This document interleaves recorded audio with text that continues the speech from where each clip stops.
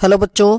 तो आप सभी का स्वागत है आपके अपने YouTube channel Alex coaching classes में। तो आज हम लोग करेंगे सीबीएसई द्वारा जारी सैंपल पेपर पार्ट 1। अभी तक अगर आपने नहीं देखा है तो जा करके देख लीजिए, मैं डिस्क्रिप्शन में लिंक दे दूंगा, आप वहां से भी डायरेक्ट उस वीडियो पे जा सकते हैं। अदरवाइज आप मेरे चैनल पे सर्च कर सकते हैं सीबीएसई टर्म 2 सैंपल पेपर।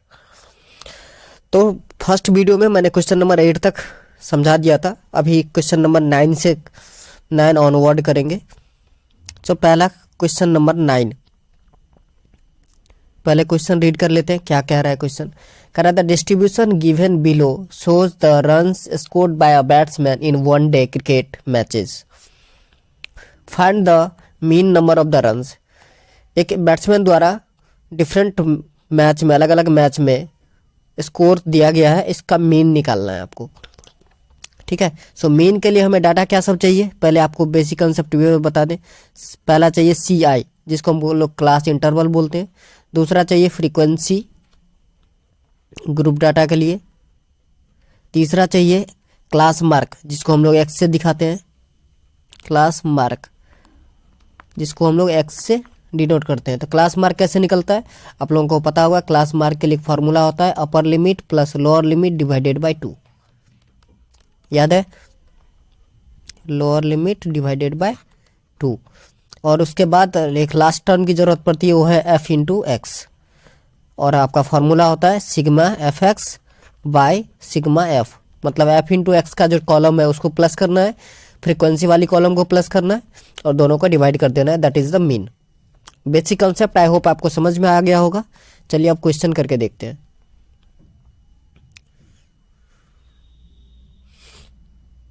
सो आपको 4 कॉलम चाहिए सबसे पहले, तो 4 बना लेते हैं। पहला जो क्लास इंटरवल का होगा, दूसरा फ्रीक्वेंसी, तीसरा एक्स, और चौथा f इंटू एक्स। बात आ रही है समझ में? Okay, similarly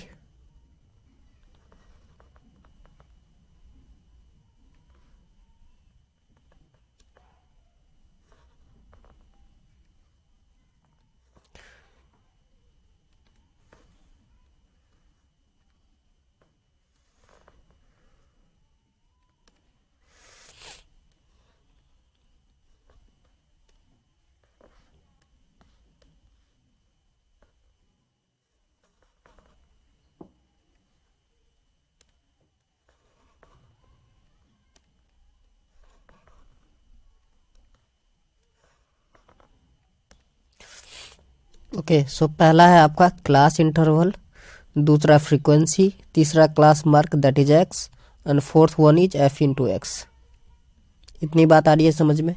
okay, class interval है पहला 0 to 40, okay, then 40 to 80, 80 to 120, 120 to 160, and 160 to 200।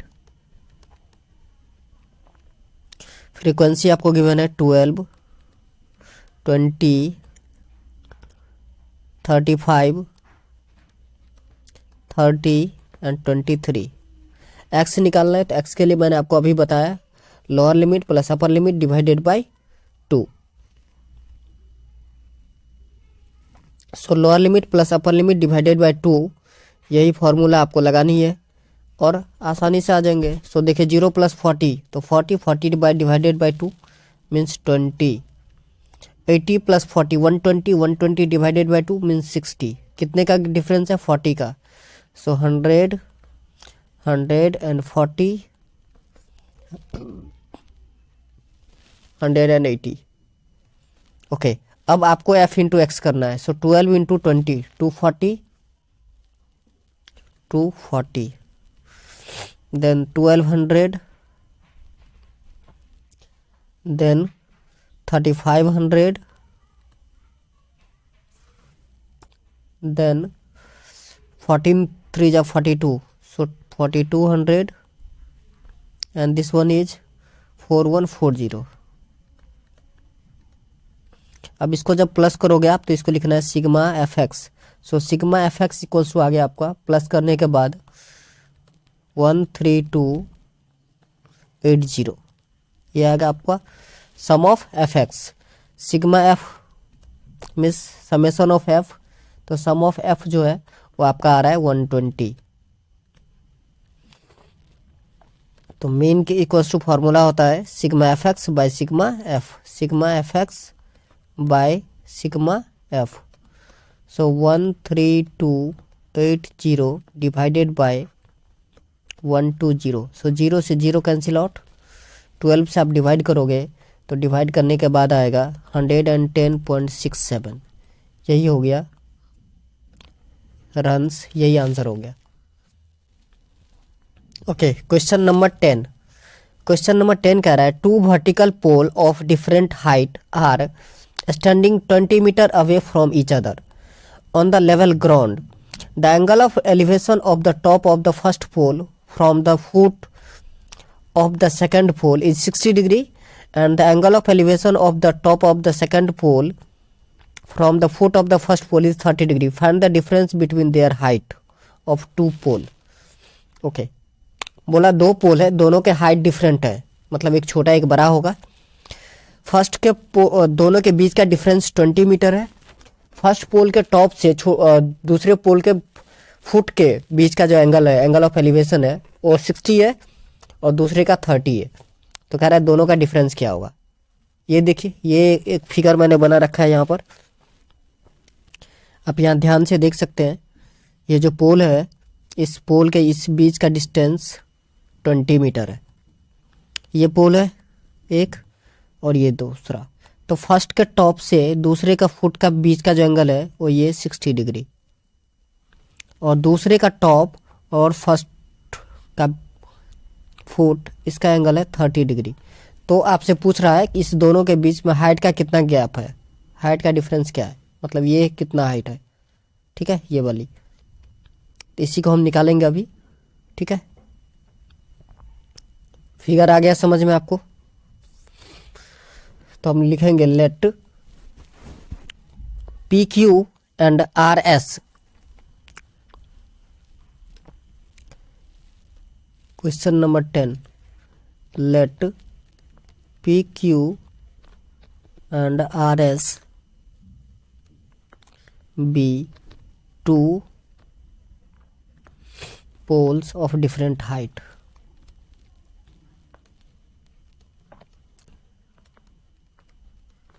Different height. Okay. So in triangle PQS, in triangle PQS, ध्यान से देखिए कहाँ है PQS, ये बड़ा वाला टावर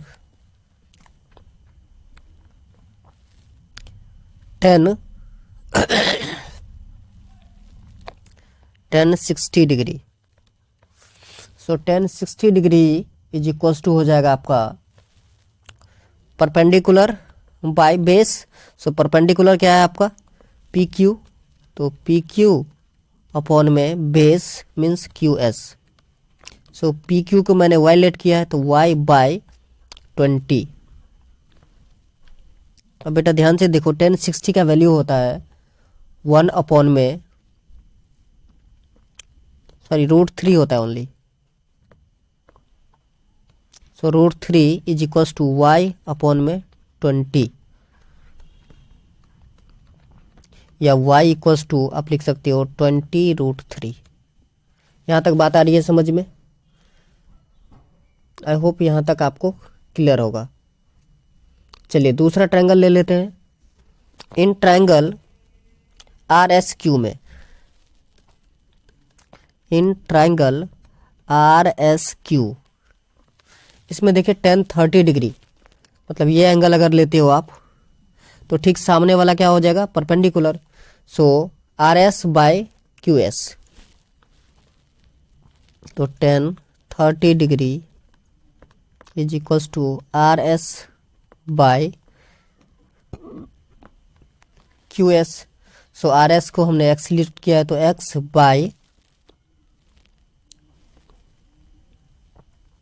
x बाय 20। सो tan 30 का वैल्यू होता है 1/√3। So 1/√3 is equals to x upon में 20। सो क्रॉस मल्टीप्लाई कर दीजिए तो x का वैल्यू आ जाएगा आपका 20 अपॉन में √3। क्लियर है? यहाँ तक आई होप कोई दिक्कत नहीं हुई होगी आपको। ओके, अब हमें क्या करना है, दोनों के हाइट का डिफरेंस निकालना था। सो हम क्या कर सकते हैं, दोनों का हाइट को माइनस कीजिए तो y माइनस एक्स, क्योंकि y बड़ा है यहाँ पर तो y माइनस एक्स करना है आपको। क्लियर है? सो y का वैल्यू ऑलरेडी हमें मिल चुका है यहाँ पर 20√3। तो difference of height y minus x, so 20√3 minus 20/√3। इतनी बात आ रही है समझ में? ओके, अब एलसीएम ले लेना है आपको, तो एलसीएम आएगा √3 और सिंप्लीफाई कर देना है। 20√3/1 लिख सकते थे हम।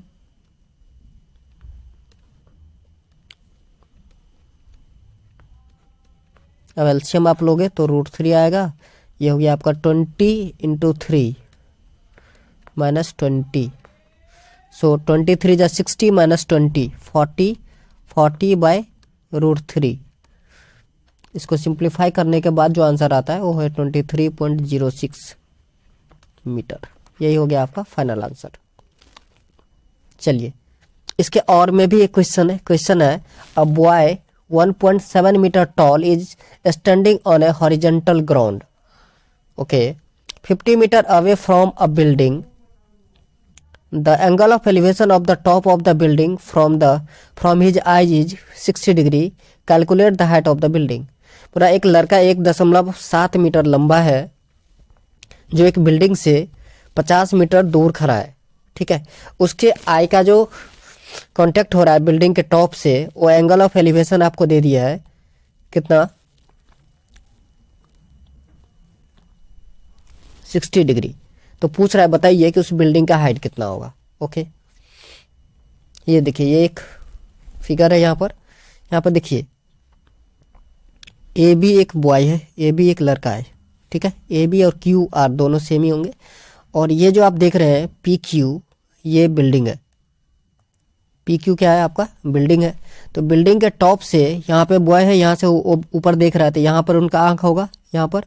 तो यहाँ से उसके टॉप का जो एंगल ऑफ एलिवेशन था वो 60 डिग्री है। तो आपसे पूछ रहा है कि ये हाइट कितना होगा, मतलब पी से लेकर के क्यू तक की हाइट क्या है ये बताइए। क्वेश्चन फिगर समझ में आ गया, जो फिगर मैंने ड्रॉ कर रखा है। ओके, चलिए अब इसको फाइंड आउट करते हैं।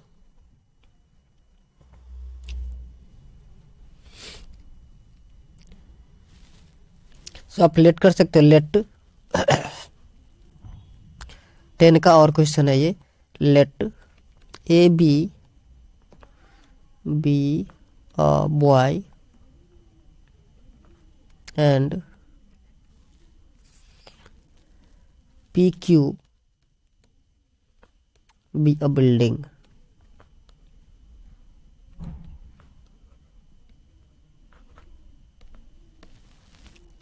ओके, क्या क्या गिवन है वो आप लिख सकते हो। इस दोनों के बीच का डिफरेंस 50 मीटर था। डिफरेंस नहीं, मतलब दोनों एक दूसरे से 50 मीटर की दूरी पर था। सो एक छोटा सा ट्राइंगल दे लेते हैं यहाँ पर, P Q A.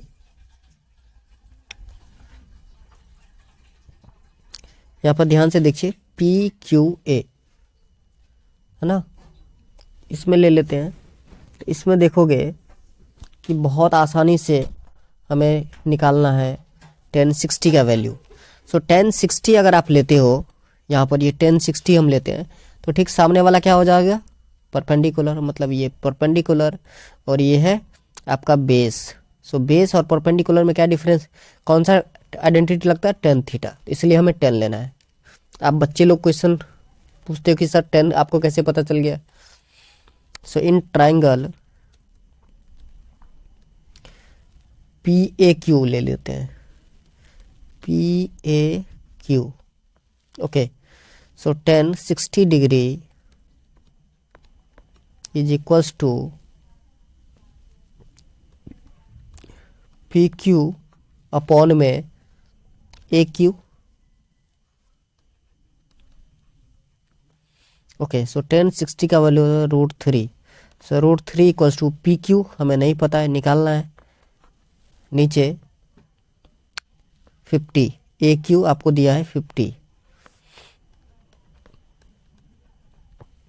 So P Q is equals to 50 √3।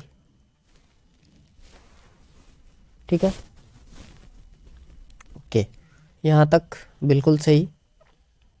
अब टोटल हाइट अगर बिल्डिंग का निकालना है तो देखिए यहाँ भी तो यहाँ लड़का है, तो ये टोटल हाइट ये भी प्लस हो जाएगा Q R. So total height of building क्या हो जाएगा,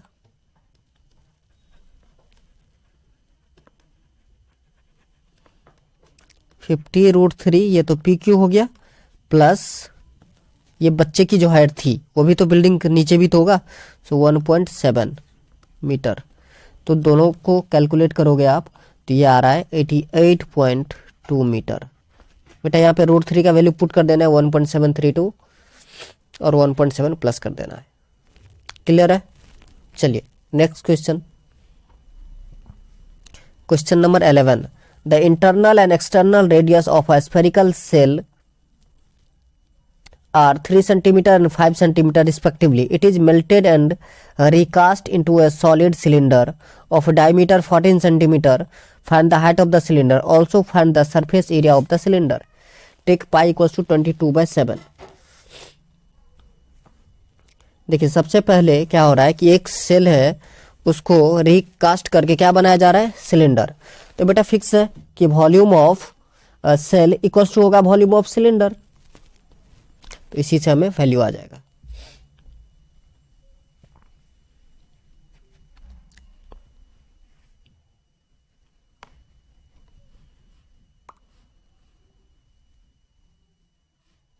ओके, सो हम लिख सकते हैं volume of shell,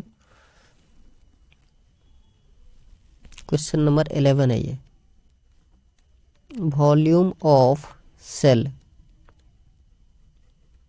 is equals to volume of cylinder. ये शॉर्टकट मेथड है, नहीं तो आप क्या करोगे, सबसे पहले आप लिखोगे inner radius of shell equals to 3 centimetre, outer radius 4 centimetre, फिर उसका वॉल्यूम निकालना है। फिर से डायमीटर आपको गिवन है सिलेंडर का 14, रेडियस निकालना है 7, फिर जाकर के उसका वॉल्यूम निकालिए, फिर दोनों को इक्वेट कीजिए, या फिर आप एक ही साथ कर सकते हो। So volume of the shell तो होता है, ये स्क्वायर का वॉल्यूम होता है 4/3 पाई आर क्यूब।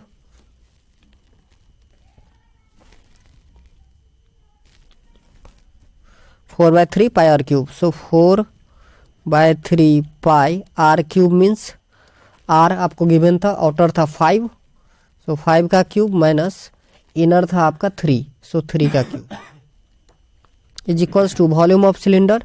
सो पाई आर स्क्वायर एच, तो पाई आर आपका 7 हो जाएगा, तो 7 का स्क्वायर इंटू एच। सो बेटा पाई से पाई कैंसिल आउट। सो 4/3 इंटू 5 का क्यूब, 5 5 जा 25, 25 5 जा 125 माइनस 27 इज इक्वल्स टू 7 का स्क्वायर 49 एच। इतनी बात आ रही है समझ में? Okay, so 4/3 into 15 minus 7 8, 11 minus 2 9 is equals to 49 H. Okay, so H equals to हो जाएगा आपका 4 इंटू 98/3 इंटू 49। सो 49 2 जा 98, सो 4 2 जा 8, 8/3 मीटर। मीटर नहीं सेंटीमीटर में आएगा, सेंटीमीटर में। ओके, यहाँ तक ठीक हो गया। अब हमको क्या निकालना है, surface area. So TSA of cylinder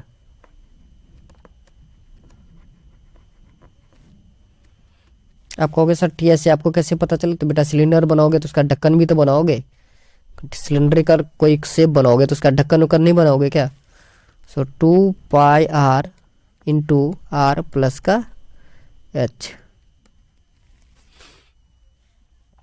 to pi r into r plus का h. Okay, two pi r into r plus का एच।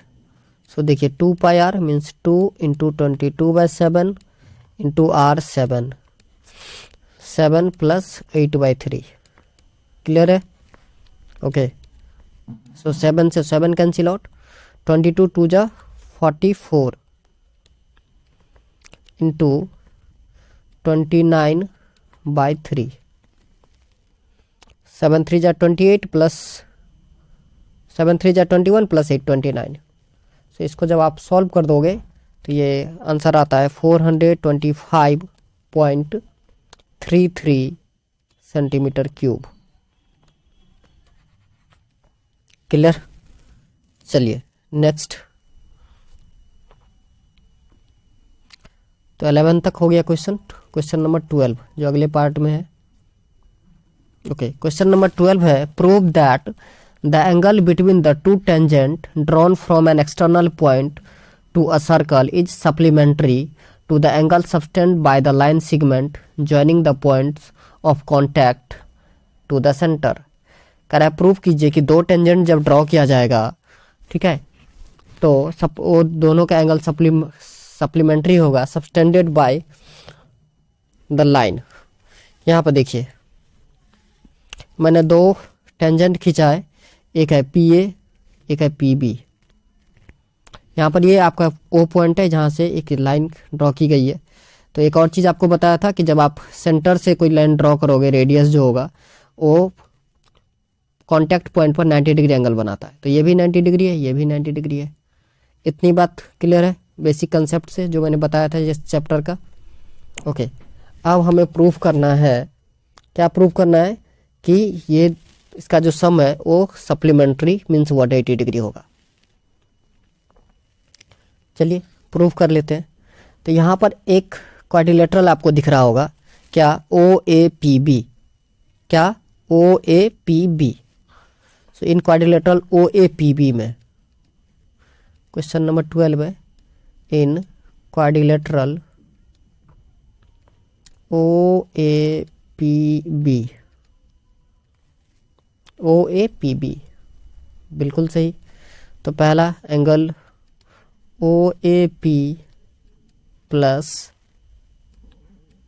दूसरा ओ बी पी, तीसरा A P B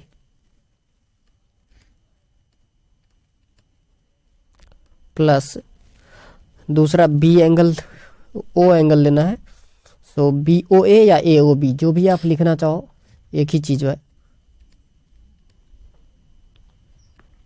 is equals to 360 degree.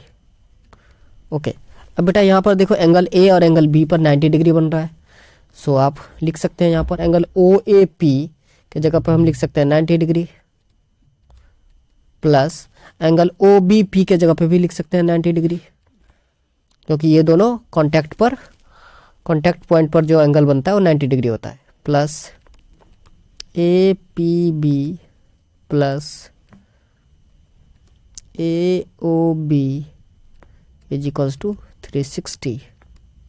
So 90 plus 90 180। So 180 minus कर दीजिए तो angle A P B plus angle A O B is equals to 360 degree minus 180 degree. So क्या हो गया, minus करोगे आप तो 180 डिग्री हो जाएगा। यही आपको प्रूफ करना था।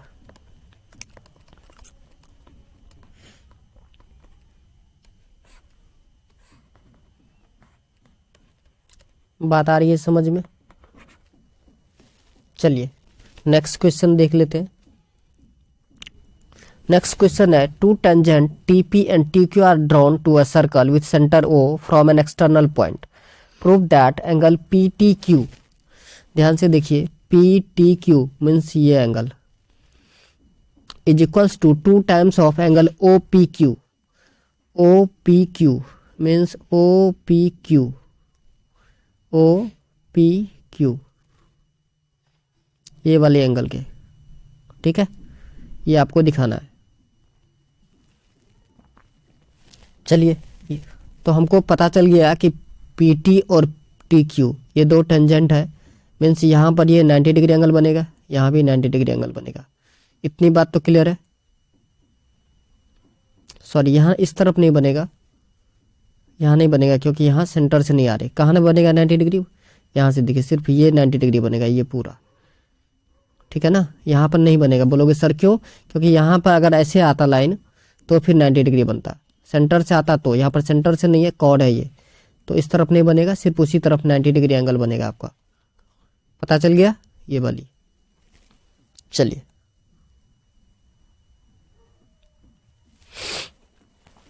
सो 12 का और क्वेश्चन है। आप यहाँ पे एंगल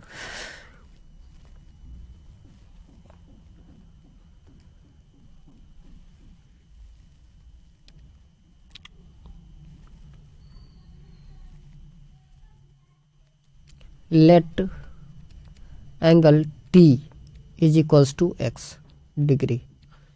टी को मैंने एक्स ले लिया, सपोज कीजिए कि वो एक्स डिग्री है, ठीक है। तो आप ध्यान से देखिए कि एक ही पॉइंट से सेम सर्कल पे अगर आप टेंजेंट खींचते हो तो दोनों इक्वल होता है, ठीक है। तो इसका मतलब है टी पी और टी क्यू अगर इक्वल हो तो आपका ट्राइंगल जो है पी टी क्यू वो क्या हो जाएगा, एक आइसोलेसिस ट्राइंगल हो जाएगा। T P is equals to T Q, therefore T P Q is an isosceles triangle, ISOSCELS, isosceles triangle, ठीक है। So therefore angle T P Q is equals to angle T Q P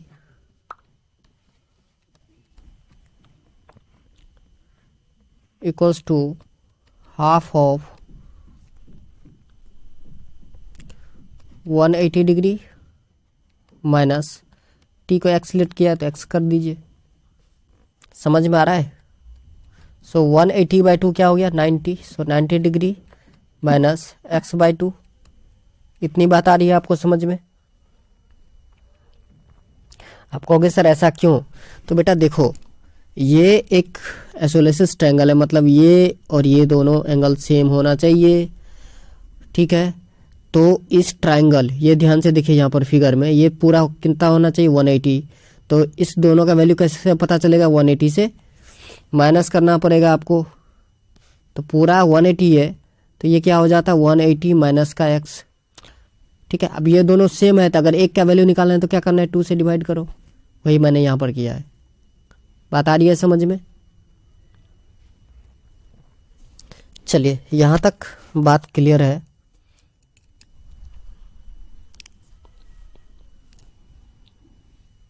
इस सबको चलिए मिटा देता हूँ। अब ध्यान से यहाँ पर देखना है कि ये पूरा एंगल जो है वो 90 है। कौन सा एंगल? ये वाली, देखिए ध्यान से, ये जो रेडियस से आकर ये पूरे 90 है, लेकिन हमको क्या निकालना है, सिर्फ इतना ही एंगल निकालना है। तो हम क्या करेंगे, 90 से माइनस कर देंगे। सो देयरफॉर हमें क्या चाहिए, हमें चाहिए O P Q. So O P Q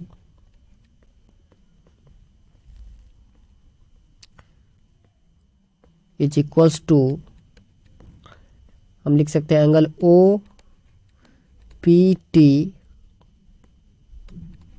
minus angle T P Q. So 90 degree minus 90 degree minus x/2। So 90 degree minus 90 degree plus x/2। तो यही तो हमें प्रूव करना था। सो हम एंगल T को x लिए थे, सो एंगल T 1/, यही हमको प्रूफ करना था। इसी को आप अगर आप थोड़ा सा और लिखना चाहें तो आप लैंग्वेज में लिख सकते हैं कि angle O P Q is equals to half of angle P T Q और 2 of angle O P Q is equals to angle P T Q. Proved. चलिए next question. Question number 13।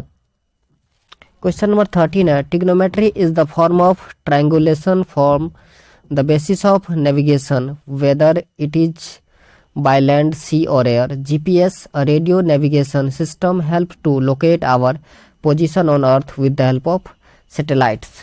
A guard standing at the top of the 240-meter tower observed an undefined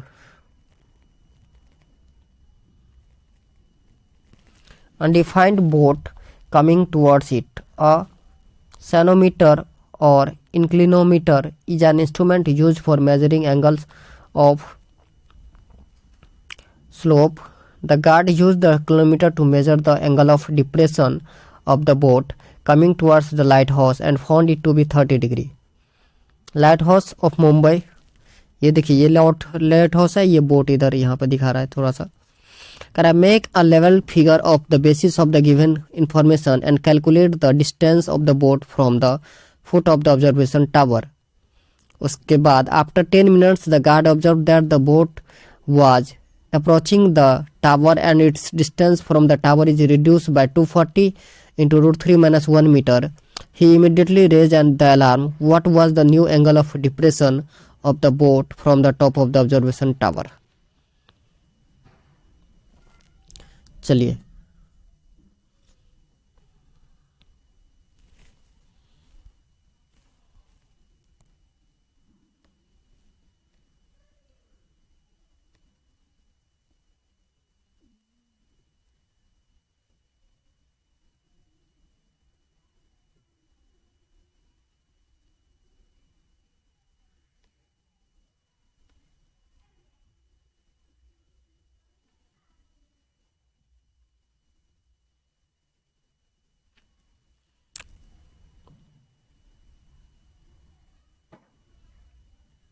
सबसे पहले एक drawing बनाने की ज़रूरत है हमें। सो पहले फटाफट ड्राइंग बना लेते हैं।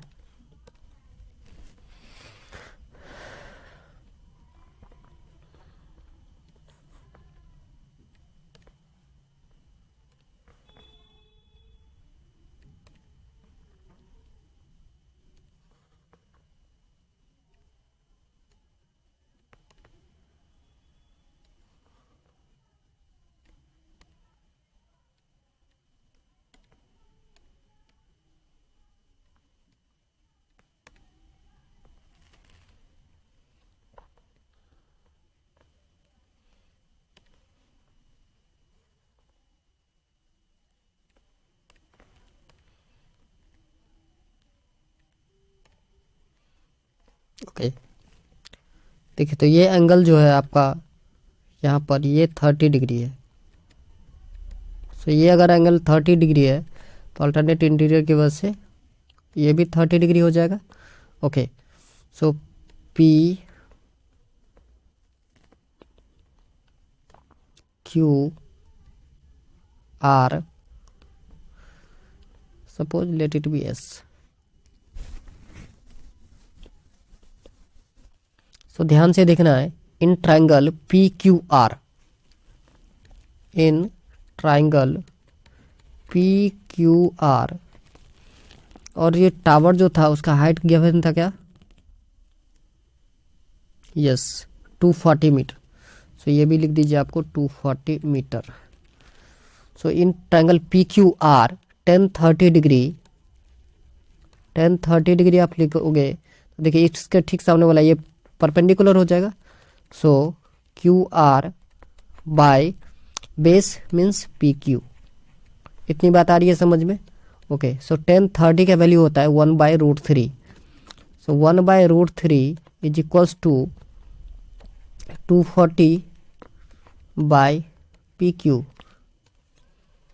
सो PQ is equals to 240√3 metre.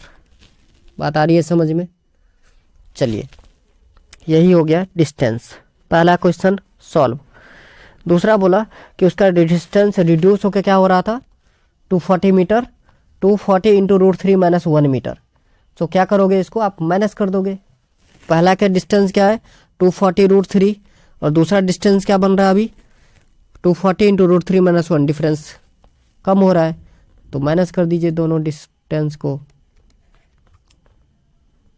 So 240√3 minus करना है 240 इंटू √3 माइनस 1। ये रिड्यूस होने के बाद डिस्टेंस बचा। सो देखिए, ये हो गया आपका 240√3 माइनस 240√3 माइनस का माइनस प्लस 240। सो ये दोनों कैंसिल हो गया तो क्या बचा, 240। तो tan थीटा अगर हमें निकालना हो तो 240 डिवाइडेड बाई भी 240। ये रिड्यूस डिस्टेंस बाय PQ तो पहले से था तो 1 हो गया। तो 1 क्या होता है, tan 45 डिग्री का वैल्यू। ठीक है, तो थीटा इक्वल्स टू 45 डिग्री आ जाएगा। ये बात पता चल रही है ना? ये देखिए ना, यहाँ पर QR तो ऑलरेडी 240 गिवन है, और ये जो डिस्टेंस रिड्यूस हो रहा है PQ, सपोज यहाँ P पर था वो बोट, तो ये जो रिड्यूस हो रहा है डिस्टेंस, सपोज यहाँ आ रहा हो, तो ये डिस्टेंस हमको गिवन था 240 इंटू √3 माइनस का 1। ये टोटल हमको पता चल गया 240√3 था, तो माइनस कर लिए। तो माइनस करने के बाद क्या आया था, 240 आया था। तो 240 डिवाइडेड बाई ये 240 क्या आएगा, 1। वही मैंने लिखा है। चलिए लास्ट क्वेश्चन की तरफ बढ़ते हैं। Last but not least, 14th question है, pushups are a fast and effective exercise for building strength. These are helpful in almost all sports, including athletes. While the push-up primarily targets the muscles of the chest, arm, and shoulders, support required from other muscles help in the toning of the whole body. Okay ji, question बताओ भाई।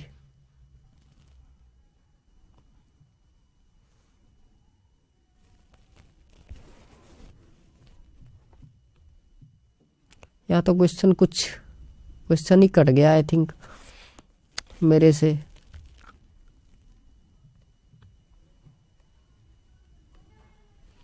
Okay चलिए, question कुछ इस type का था कि पहले में 3000, देन 3005, 3010, 3000, लास्ट जा रहा था 3900 पुशअप। तो पूछ रहा था नंबर ऑफ डेज कैसे निकलेगा और सम कितने होंगे, ये शायद क्वेश्चन था। ठीक है, जो क्वेश्चन कट गया यहाँ पर पेस्ट नहीं हो पाया है ठीक से। तो आपका AP कुछ इस टाइप से बन रहा था। पहला बन रहा था 3000,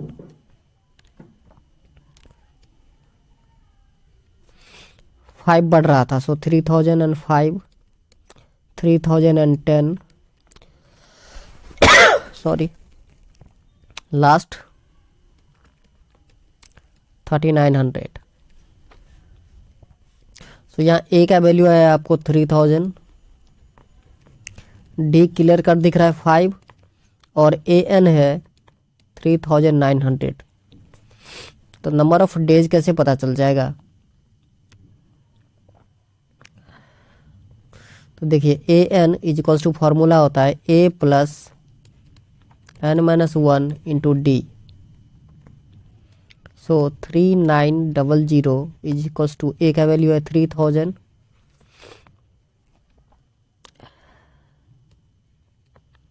प्लस n-1 इंटू D का वैल्यू है आपका कितना, 5। सो नंबर ऑफ डेज पता करना है, तो 3900 minus 3000 is equals to n-1 into 5. So 900 is equals to n-1 into 5. So 5 1 जा 180.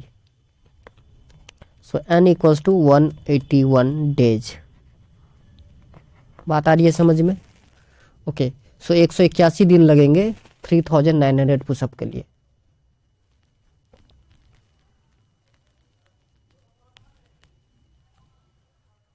सो मिनिमम कितने दिन लगेंगे?